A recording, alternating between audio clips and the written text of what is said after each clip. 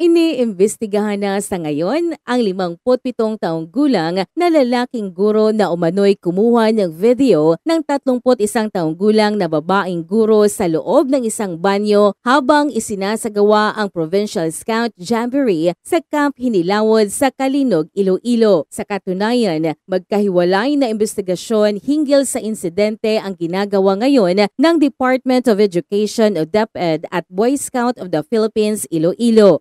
Batay sa inisyal na imbestigasyon ng kapulisan, naninilip umano ang suspect sa banyo habang kumukuha ng video ng kasama niyang babae sa loob ng nasabing pasilidad. Napansin ng babaeng guro ang cellphone at kinuha ito matapos makita ang lalaking guro na hawak ito. Kaagad namang iniulat ng babaeng guro ang insidente sa mga school authority dahilan para arestuhin ang suspect. Ang lalaking guro ay kinasuhan ng pulisya ng paglabag sa Republic Act 11313 o Safe Spaces Act. Sa ngayon, pansamantalang nakalaya ang suspect matapos nakapagpiyansa. Tumanggi naman ng pulis na ihayag ang eksaktong araw ng paglaya ng suspect at sinabi nito na ang korte na ang may hawak ng nasabing kaso. Nakasaad sa Section 12 ng RA 11313 na unauthorized recording of victims is considered as gender-based online sexual harassment. Ang tao na napatunayang guilty ay maaaring maharap sa pagkakakulong mula 6 na buwan at 1 araw hanggang 6 na taon, pagmumultahin ng 100,000